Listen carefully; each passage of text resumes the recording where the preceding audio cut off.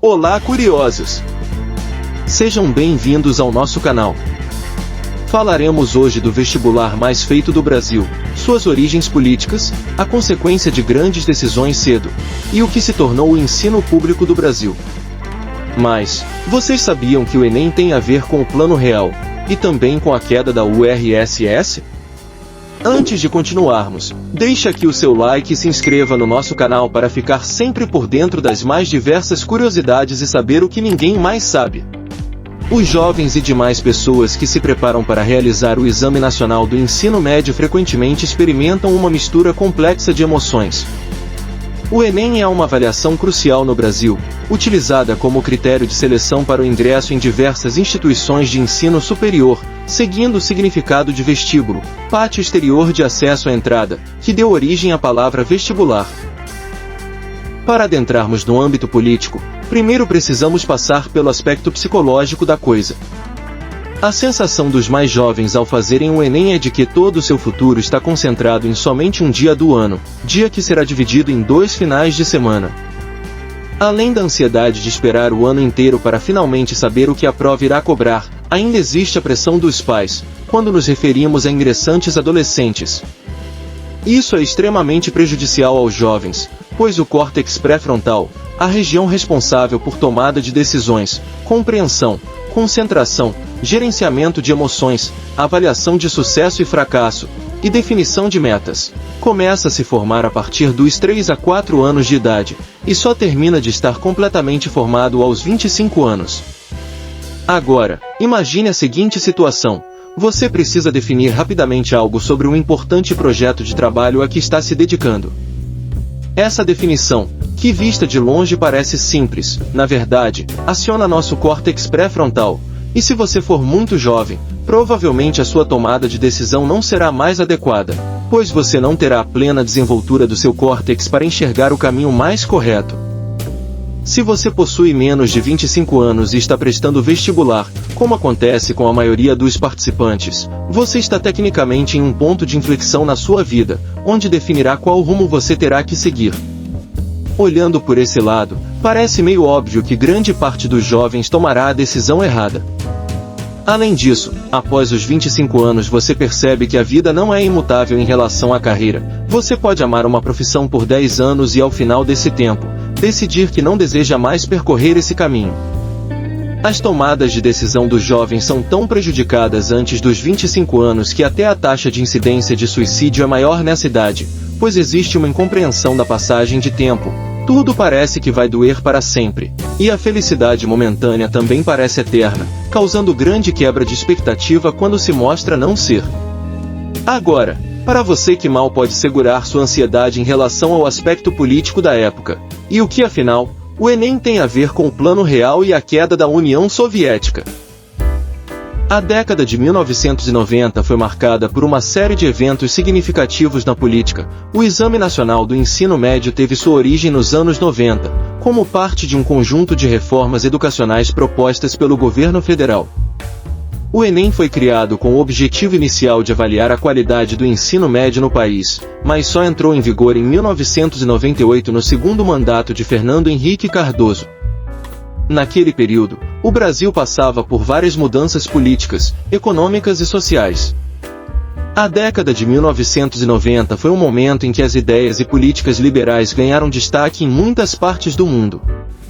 O liberalismo é uma abordagem econômica que enfatiza a redução da intervenção do Estado na economia, promovendo a livre iniciativa, a privatização de empresas estatais e a abertura dos mercados. Nessa época, o Brasil estava economicamente sofrendo e decidiu adotar a política liberal como uma maneira de fornecer melhor qualidade de vida. Várias medidas liberais foram tomadas pelo Brasil, dentre elas se destacam o Plano Real, que durante o primeiro mandato de Fernando Henrique Cardoso visava controlar a inflação e estabilizar a moeda. O Programa Nacional de Desestatização, que consistia em privatizar várias empresas estatais, a promoção da abertura comercial incentivando o país a participar de acordos de livre comércio, e integrando a economia brasileira ao mercado global, e várias outras medidas. A criação do Enem, entrando nesse contexto de reformas liberais, refletiu as preocupações do governo em relação à qualidade do ensino médio no Brasil, pois não só a economia deveria andar como a educação também. Mas, me mostre, e a queda da União Soviética? No mundo, o liberalismo influenciava um dos maiores eventos da história, a queda do Estado que manteve bipolaridade política durante décadas no mundo. A União Soviética desmoronou em 1991, marcando o fim da Guerra Fria.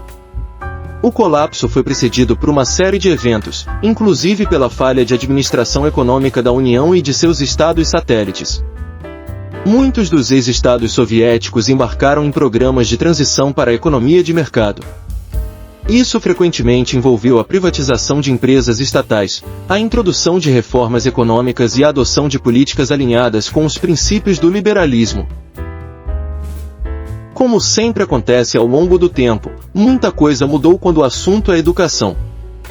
O próprio Enem, que é o foco desse vídeo, não é mais da forma que era antes.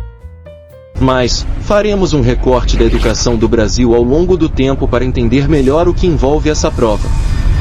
Em 1500 a educação estava voltada para a catequese e a conversão dos povos indígenas ao cristianismo.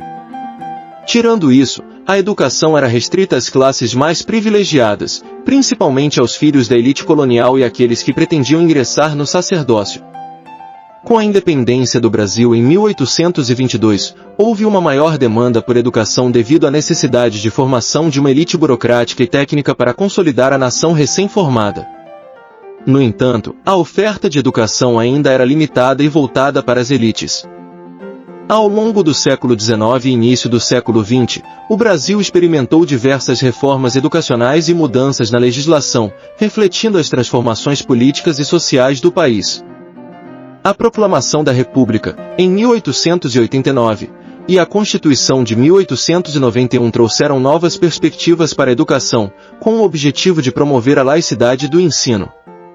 Mas, tudo definitivamente mudou durante o governo de Getúlio Vargas, onde houve uma maior centralização do sistema educacional. Ainda no governo Vargas, a Constituição de 1934 estabeleceu a gratuidade do ensino primário e a laicização do ensino público.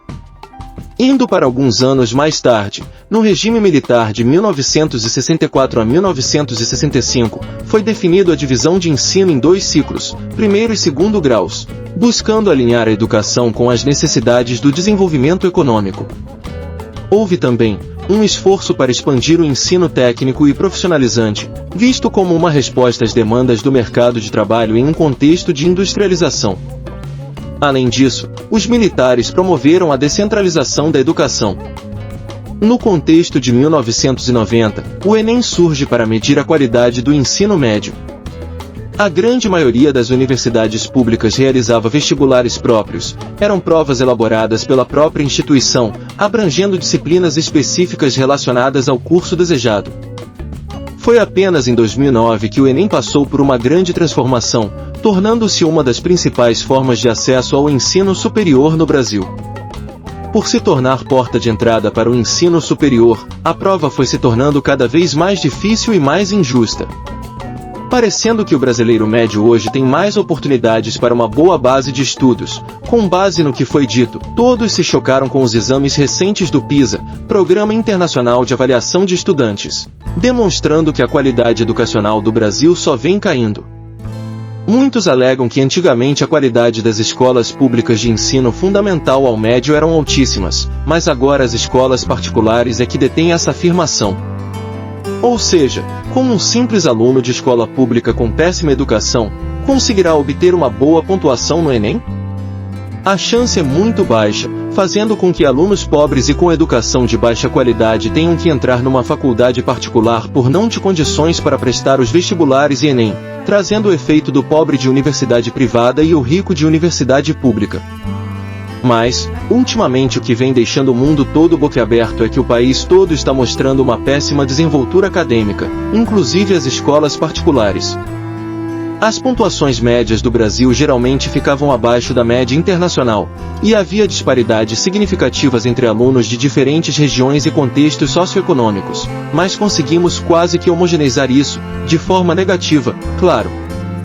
Esse exame de inteligência internacional mostra que as questões de habilidades cognitivas e socioemocionais são determinantes para o desenvolvimento econômico de países ou regiões, ou seja, isso explica muita coisa da nossa situação atual.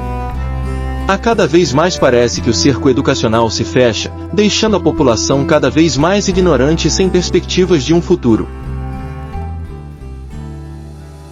O que você acha desse assunto? Compartilhe com a gente a sua opinião. E para continuar nos acompanhando, deixe o seu like, se inscreva e ative o sininho de notificação. Se você gostou desse vídeo, confira nossos vídeos anteriores. Esperamos você no próximo vídeo.